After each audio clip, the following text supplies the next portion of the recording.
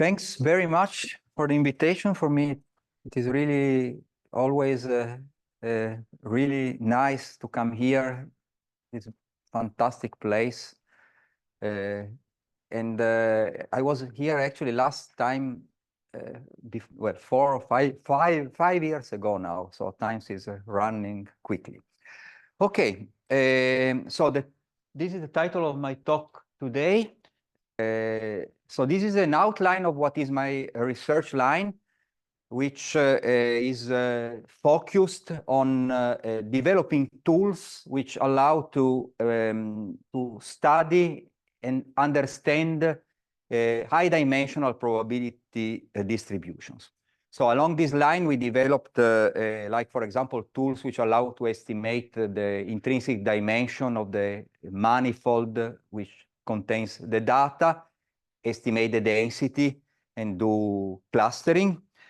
So, but this is not what I'm going to talk about today, because, okay, so what I'm going to talk about today is actually something which came out pretty abruptly by developing these tools, and namely the fact that if you, let's say that you are able to, let's say, understand what is the dimension of a large dimensional manifold, then you would like to find an interpretation of what you are seeing, let's say a meaning, and understand what this thing means.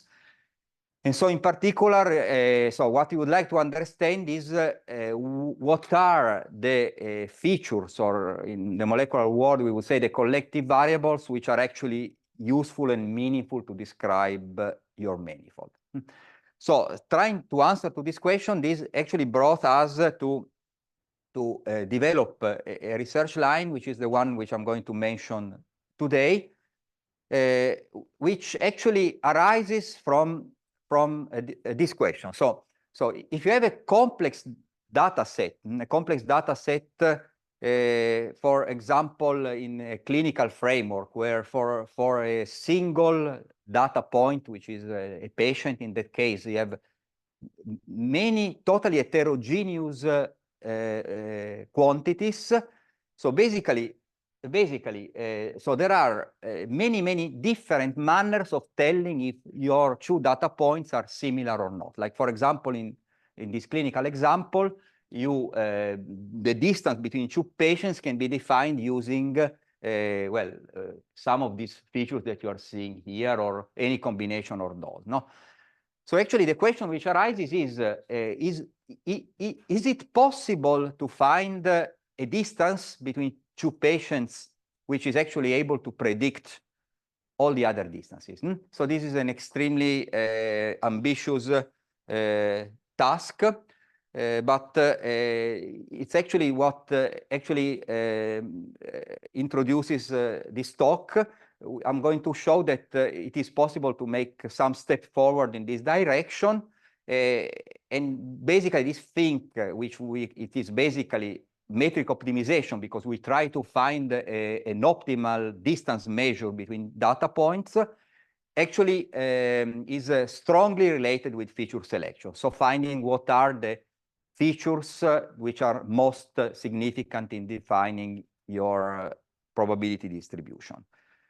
Okay, so here now, the first question that we are trying to address is the following. So, which is a simpler question with respect to the one of finding the most informative metrics in total, is given just two distance measures, not an infinite number, can I identify whether one of the two distances is more informative than the other? Okay, so what does more informative mean? So more informative means that if I know that 2 points are small in one distance, the points are also small in the other distance. So this means informative. Let's try to see more in detail. So let's make this, so this is a cartoon. Let's say that I have, so each point is a patient. On the X I have cholesterol, and on the Y I have glucose content. So now, well, and then let's say that you are forced by law to throw away one of the two variables, no? So I think all of you will immediately agree on the fact that the one that has to be thrown away in this case is cholesterol, right? So the reason is very, very simple. So basically, if you basically select a neighborhood based on glucose, this neighborhood is small also in the direction of cholesterol, while if you do the reverse, this is not true anymore. So it is already important at this very informal level to understand that this asymmetry between the information between these two distances is actually a consequence of the fact that my data manifold is curved. Like if my data manifold was an hyperplane, except for very, very specific singular cases, the information of the two distances would be symmetric. Okay? Please interrupt me. If you have any question, please interrupt me. Here, I would like to keep the thing very, very informal. No? Okay, so basically, basically in this specific example, I have that the distance along y, along x can be said to be informally contained in the distance along y. And we can say that the distance along y is somehow almost equivalent in terms of information content to the full distance computed with x and y. All right, so here our goal is going more into a formal definition of how to quantify these things. And this is a little bit of an outline of what we want to do. The final goal is, of course, performing a dimensional reduction, namely finding a low dimensional yet maximally informative distance measure among a set of candidates. Okay, so how do we address this task? So the main difficulty that actually we met when we started addressing this problem is the fact that very often you want to compare distances which have totally different units of measures, totally different nature. So you also have a totally different probability distribution of your distance. Now, how can you compare two distances which live in different spaces with different dimension?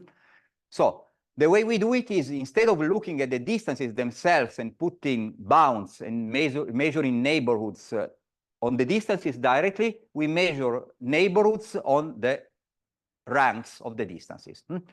So what is the rank? So the rank, so here, for example, this is a data point I, and the first neighbor of data point I will be data point j. So basically the rank ija will be equal to 1, and so on and so forth. It's basically just the order of the neighborhood.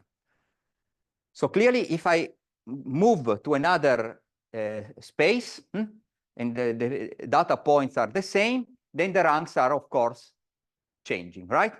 So, but the great quality of the ranks is that they always have the same probability distribution, because if I have n data points, I will always have that the ranks are distributed uniformly between 1 and n. So this allows me to compare neighborhoods in different spaces, and this is actually a key properties. So actually what I'm telling to you now in a sort of informal manner is actually can be related to information theoretical quantities by performing what it is called the copula transformation on the original distances. If you are curious to hear about it, I will comment more on that. But now I would like really to run to the definition of what we are doing. Okay, so here, so let's go back to our example. So we take each data point, for example, this data point, and then we find the nearest neighbor according to the distance y, which is this one. And then we basically count how many data points are closer than these data points according to the other distance measure. So basically, here we find out the nearest neighbor according to y. Y is the fourth nearest neighbor according to x, right?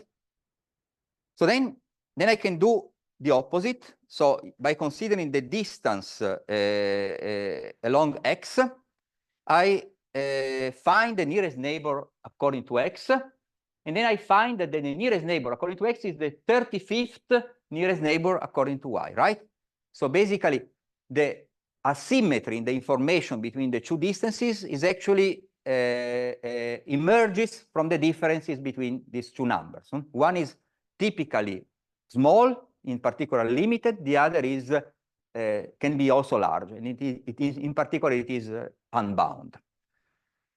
Okay, y is more informative than x because the nearest neighbor according to x are also among the nearest neighbor according to x, while the reverse is not true. Okay, so here this is brings me to the definition of the quantity which we are computing, which we call information imbalance. We compute for a given distance measure the rank matrix, which is this object which I have already defined, and then okay, now if we have two different distances, we have two different rank matrices. And then, so the information imbalance between A and B is actually defined by this average here. So this average here is the average of the rank matrix according to distance measure B, restricted on the pairs such that I and J are nearest neighbors according to distance A. So basically here I'm taking the average of the ranks according to distance B, restricted to the pair of points which are nearest neighbors according to distance A. Then I have a normalization factor. So this normalization factor is just introduced in such a way that if I have totally independent distance measures, so which have nothing to do with each other, this delta becomes equal to 1. While if they are totally correlated, then this delta is basically equal to 0 in the thermodynamic limit. Okay? All right. So this is the definition of our object on which we are going to play, and it's basically maybe almost the only equation that I'm going to show today. All right. So here now, if I have two distances, then I have two information imbalances. One is the information imbalance from A to B, and the other is information imbalance from B to A. So if I have two distances, I can draw a point in these two-dimensional planes, where here I have delta from A to B, and here I have delta from B to A. And here, according to where my point falls in this plane, I can tell, for example, that the two distances are equivalent, because the rank according to one is also small rank, implies a small rank also for the second, or they are unrelated, or, and this is actually the most interesting part, one distance is contained into the other. Contained means that you are basically able to, so if you know A, you are able to predict B, but this is not true the reverse. So this thing is actually very important because this allows you then to reduce your dimension and throw away distances which are less informative than other distances. Okay? Okay, so this is actually how we are going to proceed in a qualitative manner. So now let's try to show some examples of what we can do with that. And then we start with an example from descriptor compression. Here we were analyzing a set of silicon clusters with different configurations. We are using SOP features here. I don't think I have to tell what they are because they were more or less invented here. But I have 300 numbers describing each configurations, and the question is, can this configuration be distinguished and told apart using less features? So first of all, we can make the hypothesis that just a single variable is sufficient to predict the distance computed using all the 300 variables, no? And so I have 300 variables and then one reference metric, which is the distance computed using all the 300 variables. And so I have 300 information imbalances in my information imbalance plane. So each of these points is corresponds to a single SOP features compared to the full SOP distance. So then, okay, clearly I can say that one feature is for sure not enough, but I can take the one which is most informative, which is this one, and then I can add the second one. And now I look for two-dimensional distances, which once again attempt to predict the full SOP distance, and so on. So I continue until I am able actually to reach a distance which is built with, let's say, few of these SOP variables, and is able to make a prediction on the neighborhood if estimated using all the variables. Okay, then, well, here, this is how the information imbalance with respect to the full metric changes as a function of the number of features. And this thing shows that basically with the 16 components, we are basically at convergence. So we are not able to add further information. And well, with that, then you can prove that you can train a linear regression model or a Gaussian kernel regression model using these 16 variables and obtaining, well, converged accuracies. All right. A second example. Please, so interrupt me. Yes?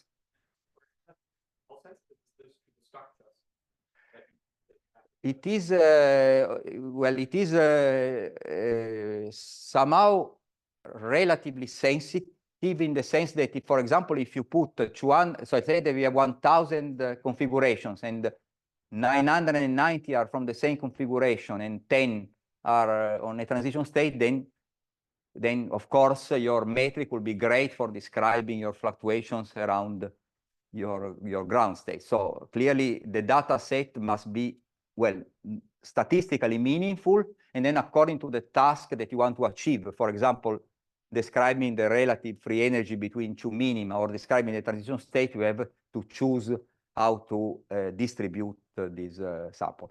You can even compute this thing locally. So this is another thing that I might mention later. Locally means for a specific configuration. Yeah. Do you know for sure that it's like, let's say, the best point using one descriptor doesn't necessarily part of the two descriptors? You don't. And in fact, that's why we have tried to make step further, and these are the ones that are described in the next slide. But this is a very, very good point. Okay, so here, so let's go to a slightly more difficult task. Well, maybe slightly more difficult. It's still on a model system. Okay, so let's say that now I have the following toy example.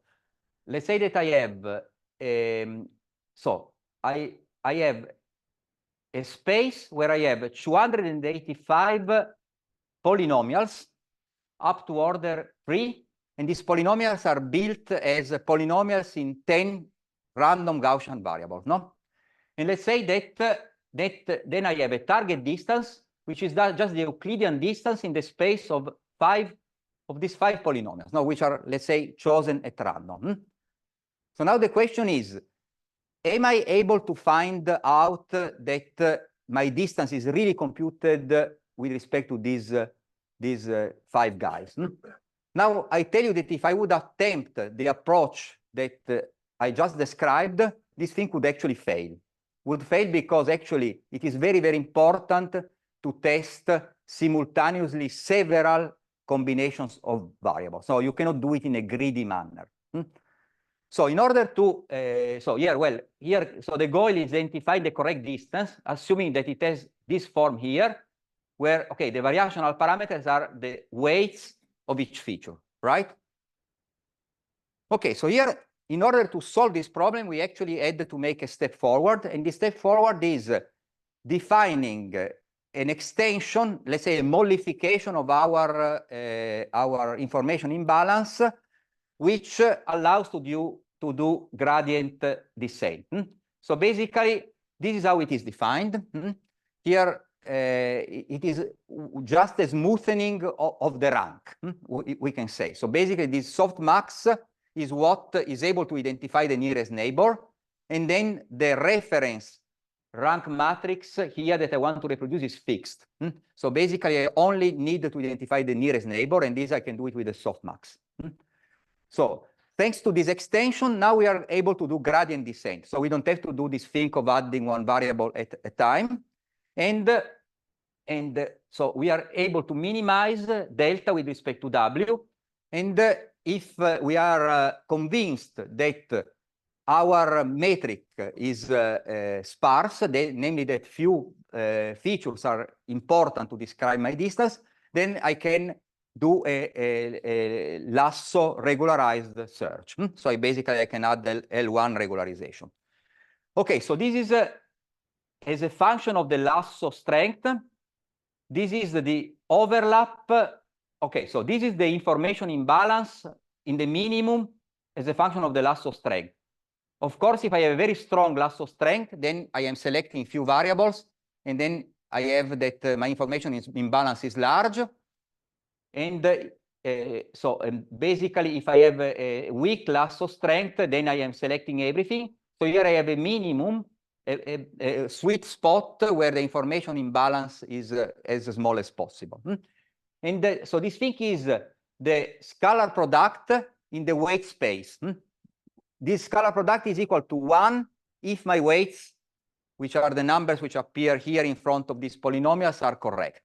And basically here, we have a maximum as a function of the lasso strength, which allows us really to tell what is the correct combination of nonlinear feature which maximizes my capability of predicting my distance. Okay? Okay, so here, for example, we find that our sweet spot allows more or less reproducing the correct weights, even if, of course, it's not perfect. Because, of course, this strongly also depends on the number of data points that you are available. No? So you have a statistical error. Okay.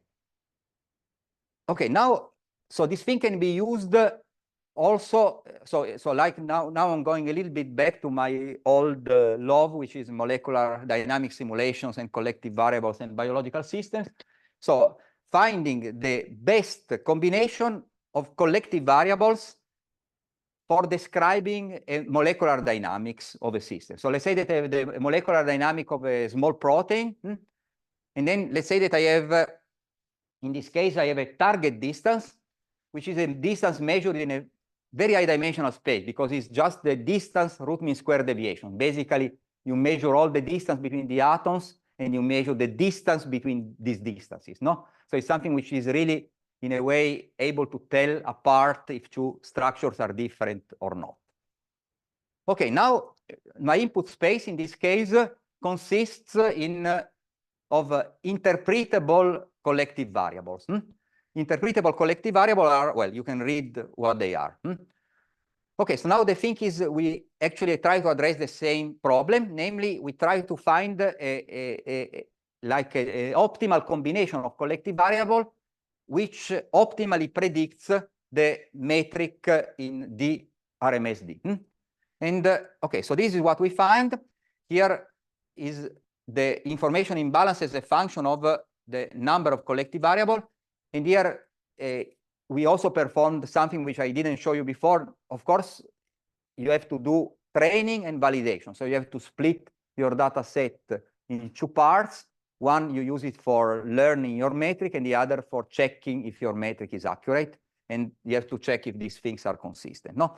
So basically, let's say that here I really want to make a three-dimensional plot, putting labels on the axis which can be interpreted. No? So here I have no other choice but stopping my my optimization at 3 variables, because that's the maximum dimension which I am able to visualize.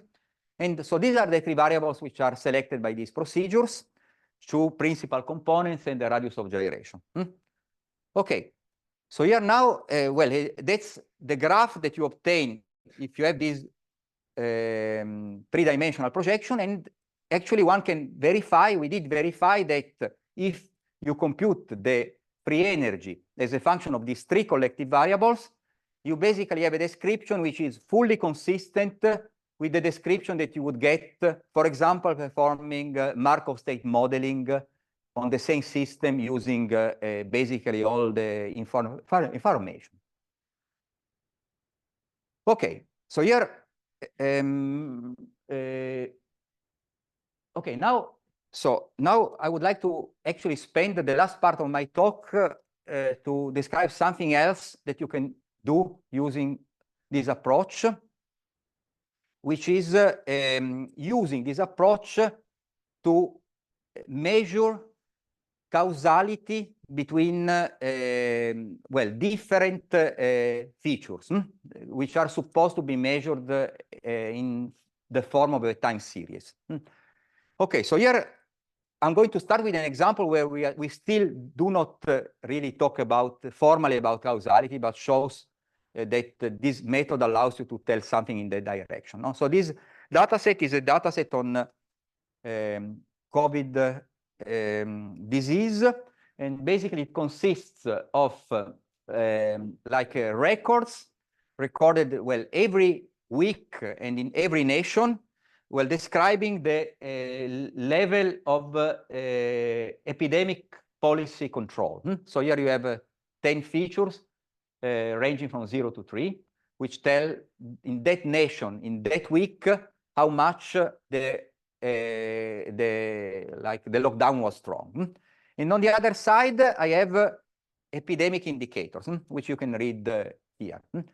Now, okay, clearly you can immediately see that these two classes of features must have a causal relationship between each other, no? So it's obvious is that's what they told us, no?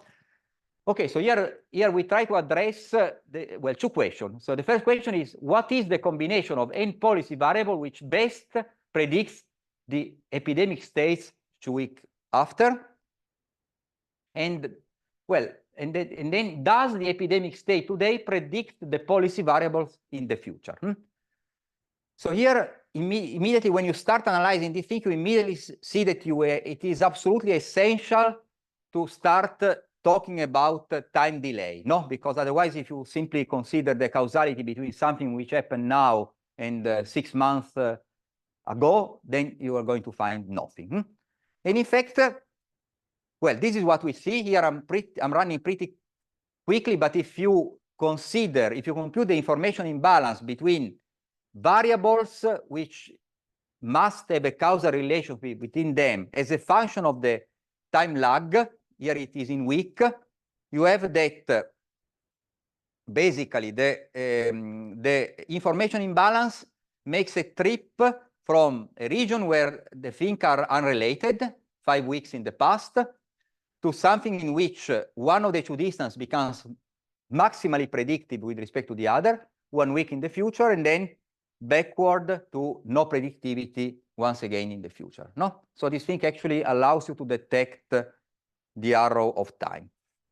Okay, so now here I will go pretty quickly, and I will immediately go to the answer to the first question. So does it exist a best combination of policy control variables which allow you to predict the epidemic stays 2 weeks in the future? And the answer is that, basically all the policy control variables are meaningful. So you cannot perform a real dimensional reduction on this. So as you can see, the information imbalance always decreases by adding new variables, except for the last one. But the last one is a random integer. It's something that we added there in order to check that we were not fishing irrelevant variables. And the predictivity level is actually very good, because 0.3 means that you have 30% of neighborhood predictive power on the epidemic states 2 weeks in the future. Okay, since we are all grown up, you will not be surprised to hear that instead the answer to the reverse question, does the epidemic state today allow predicting the policy variables in the future? The answer is, of course, no. And in fact, here as a function of the number of variables, number of weeks, number of everything, you rapidly end up in a region where the information imbalance between these two things is totally asymmetric. And finally, well, here the take-home message is that the information imbalance, whatever you do, remains always larger than 0.8, which means very close to random. And so, well, this is a conclusion. This tells me that the policy variable fortunately, were selected without using in a significant manner the information on the epidemic state. Okay? Okay. Okay, now I think I still have 15, 20. You tell me when I'm running out of time. But so this thing actually made us aware that this kind of approach was possibly useful to really try to find a manner of detecting causality between different variables. No, and so we ran into the issue of detecting causality. And there I was really lucky enough to have a very strong collaborator, because I didn't know anything about this stuff, who basically started studying systematically all the literature. So I have to say that everything that I know about this thing is due to him, Vittorio Del Tatto. I will mention him later.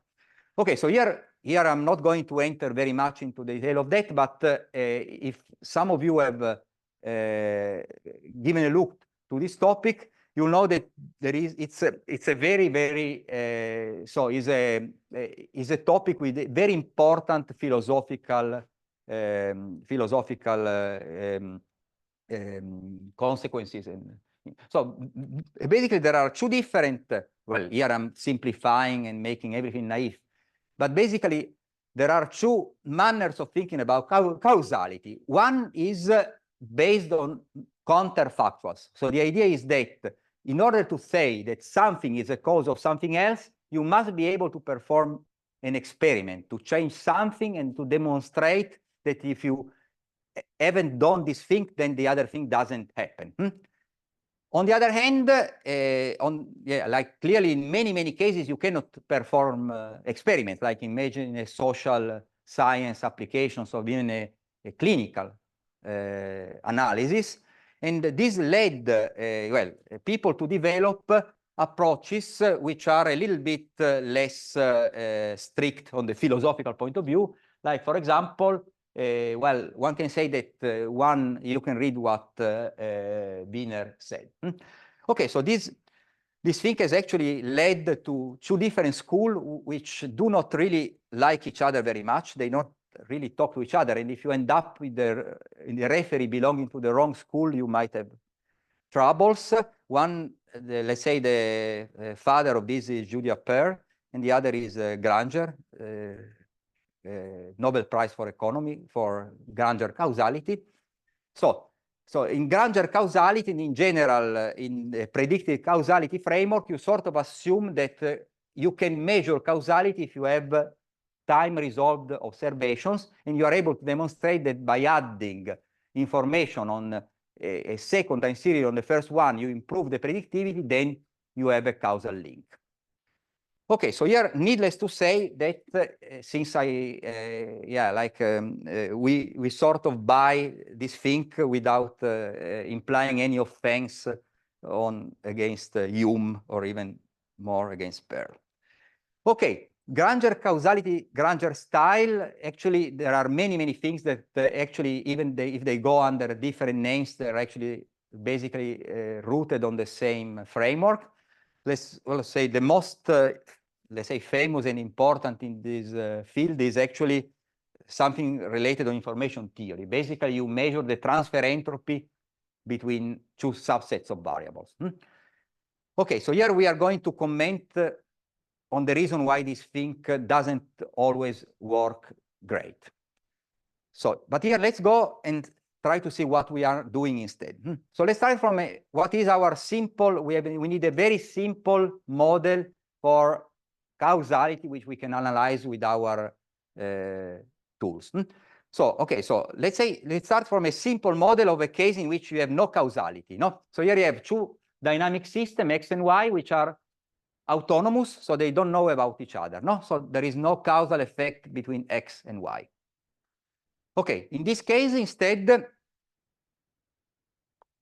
what I have is that X is still autonomous, while Y knows about X, right? Because they are coupled. So here we say in our naive language that X causes Y. So here this epsilon is the coupling constant, which will play a role in what I'm going to tell you in the next. Clear? All right. Okay, now the idea is to measure, quantify causality by estimating how the information imbalance changing this when measured in different combinations of X and Y. So let's see how this thing is working. Okay, so this is our dynamic system. Okay, so let's try to say, for example, that here I am comparing two information imbalances. Here I have the information imbalance computed between X now and X tau in the future.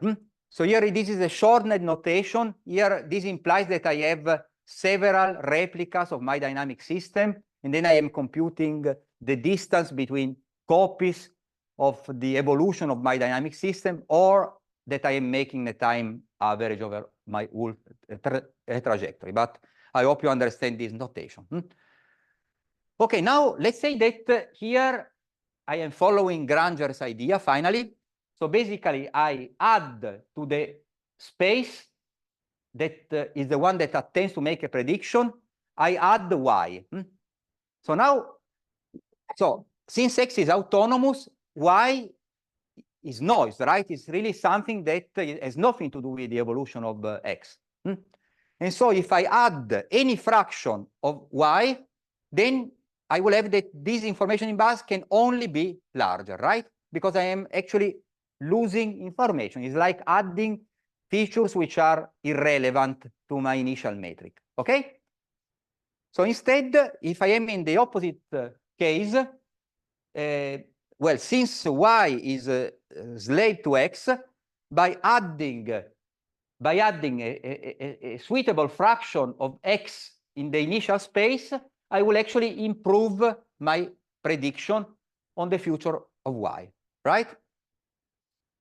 Okay, so so this actually allows me to define a very simple variational principle, which actually implies computing the minimum with respect to this parameter alpha of this information imbalance here, right? And then basically, if I find that alpha is equal to 0 within statistical accuracy, this implies that X doesn't cause Y. And so X is an autonomous subsystem. If instead I find that alpha is different from 0, then I have a measurable causal effect between X and Y. Okay, so here, this is exactly what happens. So here, if I have a coupling between X and Y, what I find is that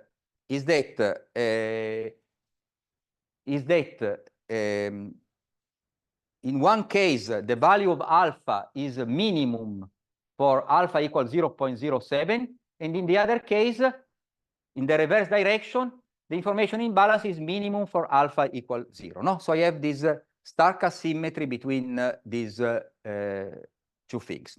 If instead the coupling is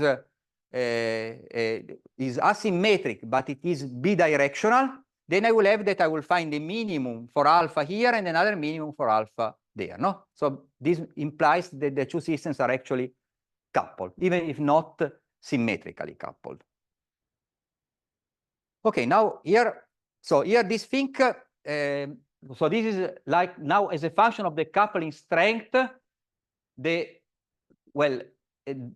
is, let's say, our causality measure. We are basically able to tell in an unambiguous manner that in one case Y is autonomous, also here Y is autonomous, And here instead, the two systems are bidirectionally coupled. And actually, we're even able to predict when the coupling strength is equal in the two directions. So we are able to quantify the information transfer between the two subsystems. Okay? Okay, so here this is a test on a more difficult case. And this is a case in which the transfer entropy would actually fail. And we actually proved that it fails, but it fails for the same, for a very simple reason. The transfer entropy approach is rigorous, but the point is that it is very difficult to estimate distribution probabilities in high dimensions. And so you cannot really, like here in this case, in order to detect causality in this high dimensional system, in principle, you should be able to compute a transfer entropy between two 40-dimensional spaces. And this thing is numerically tricky. So this is a comparison. Once again, we have an asymmetric coupling. And here, as a function of the coupling strength, we have that one thing is uncoupled and the other is coupled. And this is a comparison of what you would get with one of the state-of-the-art methods for estimating causality, which is convergent cross-mapping. Here in this case, the key point is that convergent cross-mapping is perfectly able to tell that the coupling is stronger in one direction, but it is not able to tell that one of the two subsystems is autonomous. So actually the key advantage of our method with respect to the other is not the fact that we are not able to tell who is where causality is stronger, but we are capable of recognizing we have a variational principle which allows us to tell when causality is absent. Okay, so this thing actually brings me to, so I will show only one example of how you can apply this thing. We are now applying it, for example, to the analysis of weather data and also clinical data. I will talk about EEG. So here we have, well, you know, all know how EEG is working. So basically, in this simple EEG experiment, the subjects were in front of a screen and they were shown a stimulus of different duration. And basically what we wanted to detect is the causality between the length of the stimulus and the EEG trace. Something very simple and trivial. Okay, so now we proceed exactly as we said. But now, so we have two possible situations. So we have a case in which we are trying to predict the trace in the future, but before the end of the stimulus. So in these conditions, the subject doesn't yet know how long the stimulus will be, right? So there can be no causality between the length of the stimulus because it's something that is in the future and my capability of predicting the EEG trace in the future here, right? So instead, if I do exactly the same stuff, so everything the same, but after the end of the stimulus, then I expect to observe causality. Because now the subject knows how long the stimulus will be. And so this is exactly what we observe. So basically, if this is the information imbalance as a function of the time lag from the onset, and here, if it is after, well, before the end of the stimulus, this is basically flat and equal to 0, so no causality. If instead, if it is after the end of the stimulus, you have that the causality grows at 50 milliseconds, and then it has a very large peak at 200 milliseconds, and then it decays down. Okay, so here, this is just a comparison with what you would get exactly on the same data set with another approach, which is extended Granger causality. So basically, the key difference is that in our case, we have 0% of false positives across the 32 channels, while in the other case, we have okay, a much more noisy signal, which you can also see here, but moreover, we have 40% of false positives across the 32 channels. So which means that you are really not able to conclude unambiguously that there is no causality between before the end of the stimulus. All right. So with that, I think I am quickly moving towards the conclusions. Here there is a summary of the things which I have shown. We have an approach which allows to quantify if I have two distance measures on the same data space, which of the two is the most informative. So this allows to perform feature selection and manifold learning, let's say beyond, well, going in the direction of other nonlinear dimensional reduction methods. So here, we are actually applying this approach quite a lot to compare representations, inner representation in neural networks. And this, I think, is a large part of my research line at the moment, but I didn't talk about it. And moreover, this thing can be used to infer causality in the arrow of time in multidimensional dynamical systems. So with this, I close my presentation. So these are the people who were involved in the thing which I mentioned. One of these folks is actually sitting here, is Gabor, who was involved in the development of the information imbalance. Aldo Guglielmo was actually the main player in this first part of the work.